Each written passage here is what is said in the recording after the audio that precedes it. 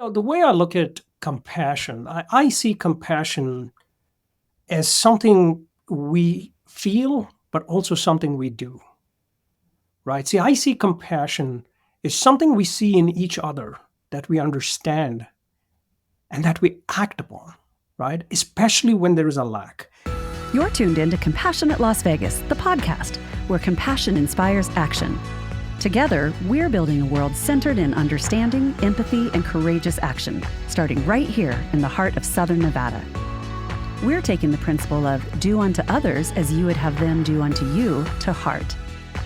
Now, let's welcome a man committed to fostering compassion in every corner of our city, a beacon of compassion in Las Vegas, your host, Will Rucker. Welcome to Compassionate Las Vegas, the podcast. I'm your host, Will Rucker, and I am absolutely excited for today's episode about cyber hygiene. Yeah, that's right. We are talking about technology and all the stuff I don't really know about, so really interested in learning. And we have an amazing guest. Arun, welcome to the podcast. Well, yeah, I'm so happy to be here. Thank you for inviting me. What I always start every podcast with is really a level setting question. And it's the same for every guest. And the question is, how do you define compassion? And beyond your definition, I'd love to hear how you came to that definition as well. Well, the way I look at compassion, I see compassion as something we feel, but also something we do, right? See, I see compassion as something we see in each other that we understand and that we act upon, right? Especially when there is a lack. It's finding the humanity. I think I'm stealing words now. It's finding the humanity in each other, right? Because at the core of all of us, there is just more similarity than difference. But it's acting upon it. See, I think the big difference, or the biggest difference, is a lot of us can feel a lot of empathy and understanding and compassion for each other, for lack of a better term to unify that. But the doers are very few. And the great doers are the ones we respect through human history, right? Whether that is, and strangely enough, we don't need a first and last name for them. We call them Gandhi, and we know who we're talking about. We call them Obama, and we know who we're talking about. Or we call them Mother Teresa, and we know who we're talking about. We don't need a definition for them, or a first and last name, or a title.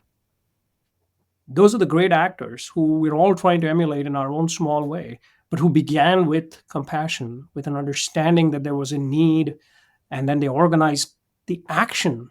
Either it was people or themselves to meet that, right? So I'm a big student of history, and I'm a big student of doing.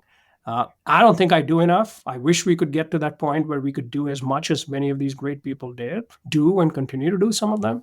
But I think that's the difference between just talking about compassion and being the action that's required to actually meet those needs. Wow. I mean, we really could leave it right there. And I think our viewers and listening audience would be so enriched by that. So I can't wait to dive deeper. Thank you for sharing that, Arun. Thank you. So let's start with a little bit of background about you. So tell us who you are and how you ended up on the podcast today. Well, look, I spent 20 years as a cognitive behavioral scientist. So I'm a cognitive behavioral scientist who studies how people think and how people do. And I studied that when it came to technology use, right? I did that as a tenured professor, as an academic. I spent a lot of time in the trenches doing primary research. And my research focused on technology and deception, right? How do people get deceived, right? And this is, I'm talking about a day, we've gone back 15 years, 20 years, when people were not thinking about words that we've all come to unfortunately recognize: spear phishing, social engineering, all these AI, these things that we talk about, and now everybody has some understanding of it. I was studying it before these terms were really what we have today. But what I realized, and I've written, lots of papers, I wrote a book quite recently about it, and I continue to do some of that. I'm no longer a professor. But what I realized is that when you're doing work at the primary research level, your audiences are the researchers. To make a difference, to go back to that thing that we call action, I wanted to do something more than just that. I wanted to amount to more than just a person who writes papers and points fingers at problems. So I switched gears and I started writing in the media. So I started reading and advocating. I wrote almost 2-3 dozen articles in CNN, in the Washington Post, major media. And these articles I started writing going back to 2014. I was one of the first guys to write in the media about this concept of cyber hygiene. Wasn't my term, but it was one of the first time in the media that someone wrote about it. This was in 2014. And in 2015, in January, I wrote about ransomware when it was the first ransomware attack. Now, when you say ransomware, everybody knows what we're talking about. Everybody knows. And I wrote about it in CNN. Wrote about AI before anybody else even thought about what AI would do to jobs. Now, moving from primary research to advocacy, I realized advocacy is great, but it still doesn't create that action. And so that's what got me to where we are today, where I continue doing all of that, but I started a company called the Cyber Hygiene Academy. And I said, I want to do what I've been asking everybody out there to do, which is focus on kids, focus on cyber hygiene, focus on training them so that no child is ever left behind. Going back to 2015, I wrote about the need to update our education system so children can learn digital security skills and digital safety skills in K through 12. Going back to a CNN article I wrote in late 2014. Almost 10 years later, no one's really done it. And so all the advocacy, I was in the US Senate talking about it. I've talked about it in every forum. I realized at some point, I'm going to now quote Obama, you have to be the action that you want out there. You want to be that solution. So what initially drew you to cybersecurity or AI or tech in general? Well, what drew me to it was that I found the ease with which we trusted the technologies. See, strangely enough, we trust technology more than we trust each other, considering that we're less empathetic to technology, right? And so strangely enough, if Google gives you a search result, you trust it more than if someone next to you said, hey, this is the search result. You'd go back on Google to confirm it. And today you'd go on an AI program to do it. That's very dangerous because we never go down that path of saying, could that be wrong? And because we trust it, it's easy to deceive people through it. So let's take a whole step back. You're absolutely right. People trust their Google results, their Google search. How do you think that trust was fortified? Because I grew up with physical encyclopedias and books, and you trusted it because it had been verified and vetted, and it was written, so you knew it didn't change. Anyone can put anything up on a website now. And if it's online, people kind of have that same connection. But the kids today didn't grow up with encyclopedias. So how did that bridge get built? Where does it come from? I think there's two reasons why that bridge was created first, right? One reason for it is that technology makes things easy. It's efficient. And as humans, as somebody who studies human psychology and behavior, we are cognitively very lazy. I don't like to use the word lazy, but we tend to be, right? We tend to we tend to do the least. And there's a reason for it. Okay. And in my book, in my recent book called The Weakest Link, I write about it. I have a chapter dedicated to how humans think, right? Our brain occupies and expends a lot of our energy. Every day, all the food that you consume, a lot of it goes to feeding the human brain, which is incredibly energy intensive. And to avoid that, we all take shortcuts. We routinize. And what technology does, it makes things easier. How many people go to page 8 of the Google search results? Most people never do. Unless you really, really need something. If something life-threatening and you got to find a solution and you got to find that needle in a haystack, you're going to do that. Otherwise, you're going to look at the first page and the first 4 results and you're done. So technology creates that efficiency that feeds your brain in exactly the kind of bite size that it expects or it likes. And so that's your first problem. And now today, AI is going to make it even worse. It's going to tell you the answer and it's going to sound very friendly doing it. So that's your problem. So, there's so much in there I'd love to unpack. I'm thinking, I'm probably not going to say this quite the right way, but it's like the TikTokification of our culture. That's right. And I I'm concerned because I'm long-winded. I kind of speak in paragraphs instead of sound bites, but I'm working on shortening it. And I wonder if this is I wonder the advantages of it, but also if it's really rewiring us at our very foundations to not think about context and not consider other viewpoints or source information or truth for that matter. Absolutely. I'm going to reference an article I wrote in CNN, now goes back 5, 6, 8 years ago, where I wrote about what I call, this was when AI was new. I wrote 3 articles on CNN. I'd love to link it in your show notes. One of which dealt with this idea of what would AI do to the news when it starts writing the news for you.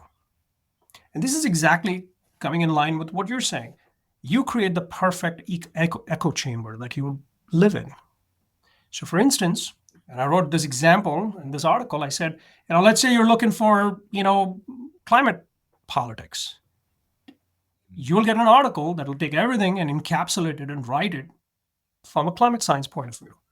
Let's say you're a climate denier. It's going to write the same article in a way in which meets you. And now today, as you can see with, OpenAI and stuff, this can happen real time. This can be done at your device. You, over time, may not even realize it's happening. You'll have the same network. Let's say you go to abc.com, whatever network you go to, and the news that you see and the news that I see will be different only in the way it's framed based on your expectations and mine. It's the perfect echo chamber. Everybody always agrees with you. No one disagrees, and you get everything the way you like it.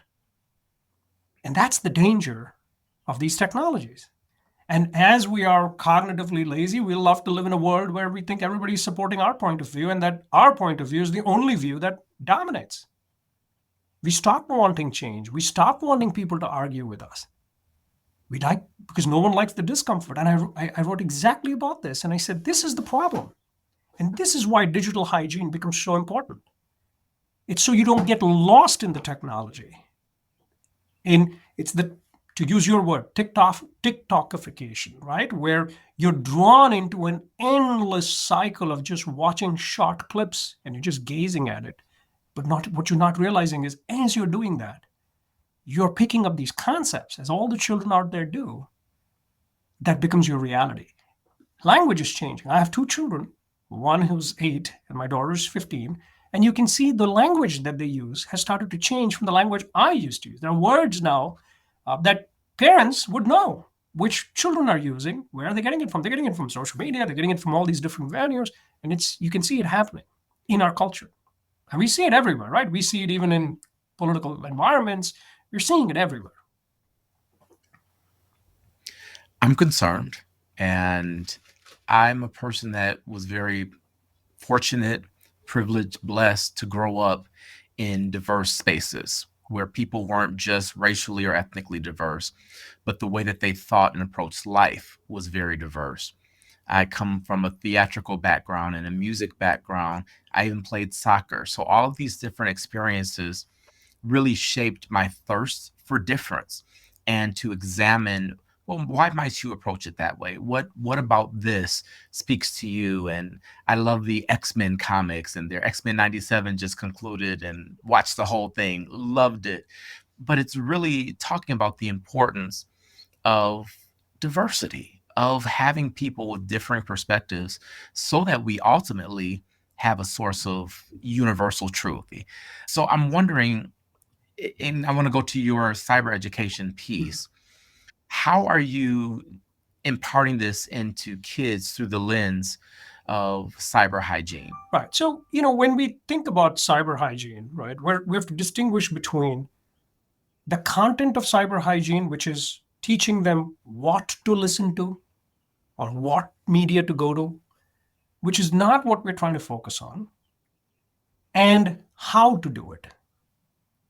So what we want to do with cyber hygiene is we want to teach kids how to be safe, how to assess the news, right? How do you use your device appropriately? How do you use social media in a measured manner? How do you look for cyber bullying?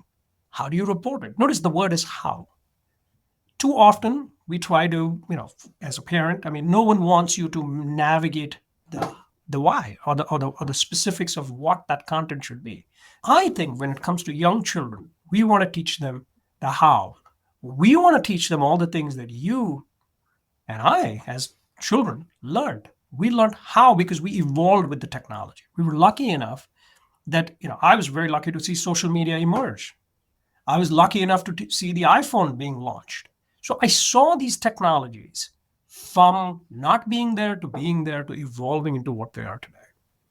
Next generation, as you might have pointed out, is not that lucky. We want to go back to the fundamentals and teach them how. And the reason you want to teach them how is because once you can teach them how, you can bring awareness to what it is that it's doing to them. And then we can say, okay, you know what? Here's the kind of content that perhaps you want to avoid, and give them the tools to be able to do that. Right? Unfortunately, what we're doing right now, in my view, is we're completely trying to avoid that. So I don't know if you know this, but at least multiple school systems, this week, New York State, the governor of New York, wanted to ban smartphones from the entire K through 12 public school system. Florida has already done that. Now, what these things are doing is we're going back to the prohibition era. And whatever happened at prohibition, we know. You stop these technologies, which are part of their everyday life now. What's going to happen? Well, they're going to sneak it in, or they're going to do it behind your back, and it's going to get worse. And then we have no control over it. If we start with the how do you keep yourself safe? And I'm using the word safe to mean, when we talk about digital safety, we're talking about psychological, we're talking about physical, and we're talking about data, right? Protecting your emotions, your sense of well-being, your physical safety, which is, your location on your devices and all that stuff that your devices can spit out, and your data, like your identity and your financial future, all of that.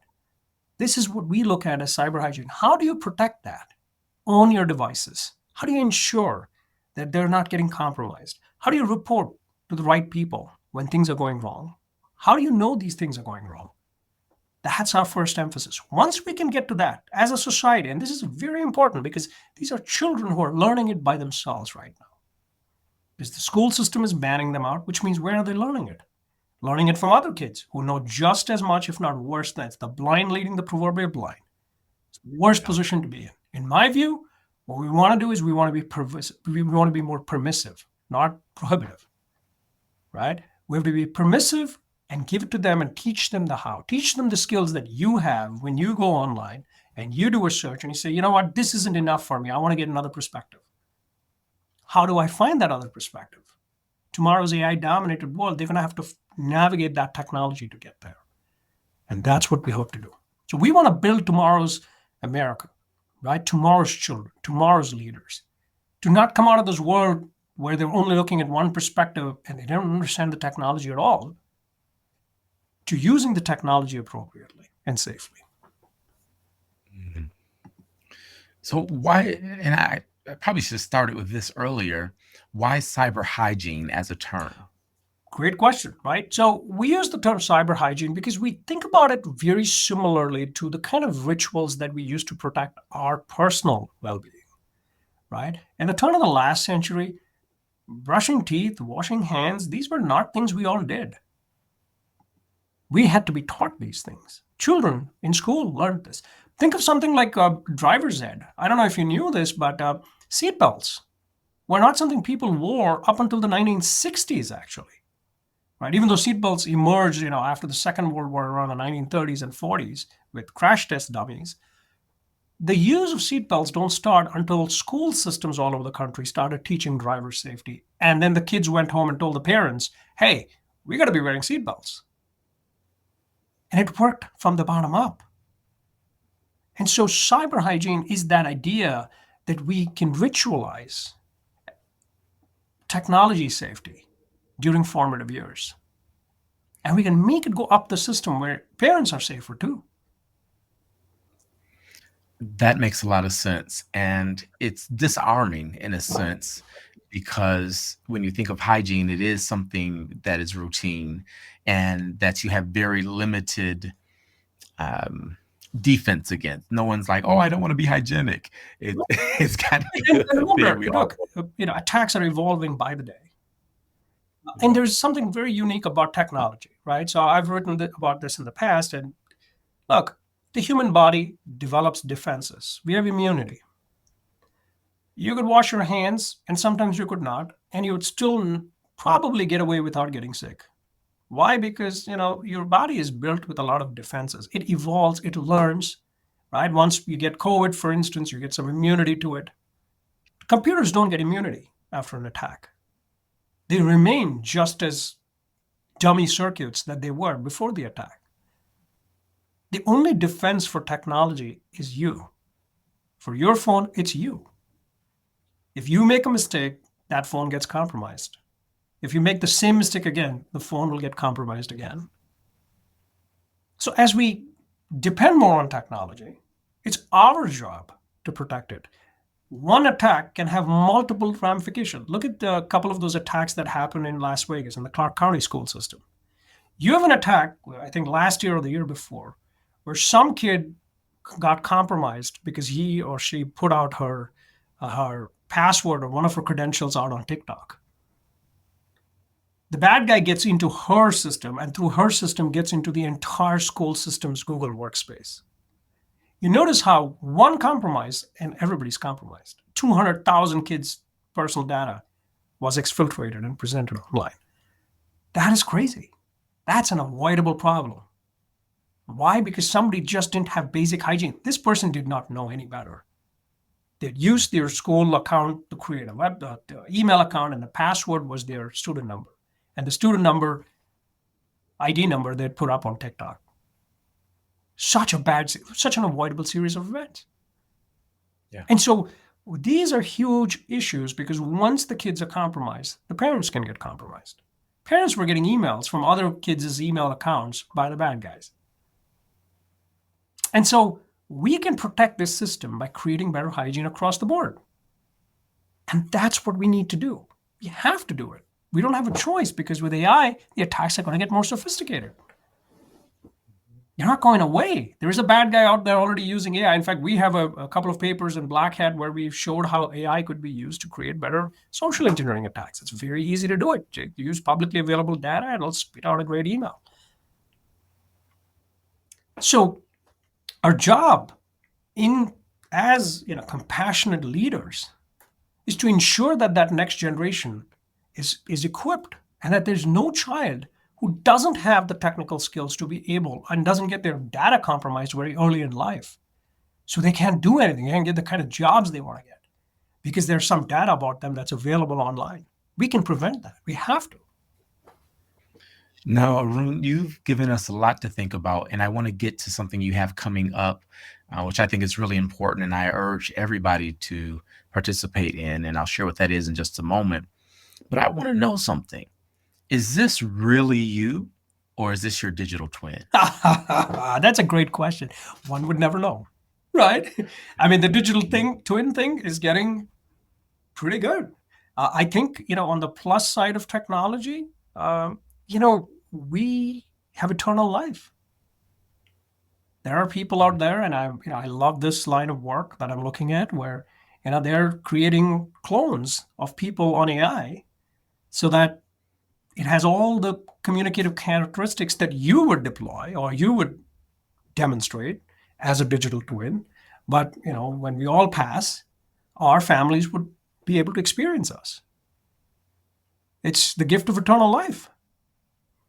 Wow. Think about it, right? So there is a plus side to all of this. But of course, there is the negative side to all of it, which is deception, hackers, and the bad guys out there. I'm a technological optimist. I believe that technology is good in so many levels as a society.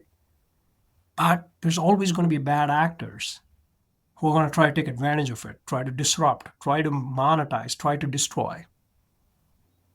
Right? And it's our job to act, to ensure that next generation is not compromised before they can even step out into that real world. And I see parents, my real evolution in this was when I was seeing parents post videos and pictures of their young kids on social media. And like, that kid's data is already out there. And she or he doesn't even know it yet. And that's That's a pretty scary proposition. It is. Now, you've got an academy that deals with all of this, and you really empower children, and I believe, correct me if I'm wrong, teachers and parents as well, with these skills to understand how to navigate the digital world. And you're conducting a survey to really assemble the priorities or gaps maybe that people want to hear about. So, could you talk a little bit about the academy and the survey? That's correct. So I founded a company called the Cyber Hygiene Academy. What we're wanting to do is teach digital safety skills to children and parents and even teachers in age-appropriate manner, right? So if you're in middle school years, we want to do it where we have a program that's going to do it at the middle school level. As you graduate into high school, it's going to be high school oriented. It's going to be more focused. It's going to be much more technical. If you're a parent, it's going to teach you how do you protect your children, how do you protect your family. A lot of parents, I've been talking to parents all over the nation about this. Everybody's asking for a program that will build awareness in the household. How do they protect their kids? How do they protect their devices? When do they give them devices? These are all questions that every parent out there, including me, has faced and will face. And what the Academy does is it gives free education for all of these groups, children, parents, and teachers too, many of whom are also parents. And what we're hoping to do is we have a survey. We're trying to get to see which communities are most in need. And we're targeting different communities with our free program, with our pilot program, based on their need. So we're looking for a community. We know that Las Vegas has gone through multiple ransomware attacks. I know the Clark County School District, I've written about this in Dark Reading. It's gone through its own nightmarish different scenarios over and over and over again. So if there are parents out there, we want to hear from them. We have a survey. We're giving away air tags as gifts to survey respondents who are drawing. We want about 1,000 parents from different communities, from different counties to respond to our survey so we can identify the county most in need and we can offer our coursework to them. And then, it's a pilot program. We would love to hear from the parents about how well their kids are doing or how well they're learning from these programs. It's a free program. The goal here is to be more permissive and not prohibitive. We're hoping to teach them the how so they can protect themselves no matter their age. So that's the goal. And the survey will be available. We're going to, send you a link to it so you can have it in your show notes, Will. I know you have a huge following, so we're looking for 1,000 surveys to be filled out. And we're hoping to find the next community to go and launch our pilot program in. Amazing. Well, I'm excited to hear that, and we definitely will include that in the show notes so everybody listening and watching can go, and if they have kids in that age group, take the survey for you. As we close out, I want to hear just a little bit more kind of about something you alluded to earlier, which is taking the cell phone away versus providing the skills to use it safely. Our school system here in Clark County has already decided they're going to put phones in pouches and that sort of thing. What would you say if you had the ear of the decision maker on that, and how would you approach them with this? I believe that the kids who have technology earlier in life have better outcomes in life, as long as they know how to use it correctly. As long as the how is taken care of, children benefit from early introduction of technology. Regardless of whether you hide it away from them or put it away from them at school, they're going to use it at home and they're going to use it the wrong way. I believe in being more permissive than prohibitive. Now, there's a good reason for it. Think of the future of these children out there. Today, a person in K through 12, right? Anybody who's in middle school or in kindergarten today, look at the world they're going to be inhabiting when they get out of college. Their first job, and I'm going to give you a little bit of history here, right? Think about organizations, right? 25, 30 years ago, you would get to 40 years ago, you'd go to a company, you would work one company for the rest of your life till you retired. The next generation, my father-in-law's generation that came out, they would have maybe 2 jobs. The generation that came after that, they would have, like more so my generation, we have 2 careers, not just 2 jobs, you have multiple careers. I was an academic, then I was writing in the media. I founded a company. We do multiple careers today. What are these kids going to be in? What's that world? We know that everything is changing. I believe that the future of our children, all of our children, they're going to be working in an ecosystem that's defined by a technology. They're not going to be defining themselves around a company. It'll be an ecosystem built by a technology which would constantly be evolving. Think of it like, they'd be working for something called an electric car within a company that does it using a certain ecosystem, and then that'll change in maybe 5 years, and then they'll be doing something else. We already see that with companies like Tesla, with companies out there, all technology companies trying to do what used to be done in physical organizations. This is the future. And so what we're doing today is holding back this future, because we believe that what we're imparting is more important than that which they're going to spend the rest of their time doing, the rest of their life using. There's a very important reason to give them these technology. It makes them smarter, it makes them sharper, it makes them brighter. Sure, it could be disruptive, but that's where all of us as educators and parents come in. And so I believe we have to be more permissive. I try to, on a different note, I try to play Fortnite with my son, who's 8. He can outstrip me and outplay me because he grew up with it and I didn't. Children who grow up with technology are way better at using technology and doing the things that technology requires them to do, and they're going to be spending their entire life in those ecosystems. So we don't want to be prohibitive. We have to be permissive. That's what I believe we should be doing. And what we do is we do it by teaching them how to do it safely, not by taking it away. That's the easy way. That's throwing the baby out with the bathwater. We don't want to do that. No. Well, Arun, I am so grateful that you joined us for this episode of Compassionate Las Vegas, the podcast. I've learned a ton. Can't wait to dive deeper into your website and clean up my own cyber hygiene as well. Is there anything else that we didn't cover that you want to make sure the audience hears today? I think you're doing a great job. I think you covered it all. You're a terrific host, I got to tell you. Well, you make it easy because you've got great information and a great way of stating it and great energy as well. So thank you for joining us so much. It's been a pleasure. Thank you, Will. I really appreciate your time. Thank you so much. This has been Compassionate Las Vegas, the podcast. I'm your host, Will Rucker. And as I always remind you, you are not just a drop in the ocean. You are the entire ocean in a drop. And what you do matters. So live compassionately. See you next time.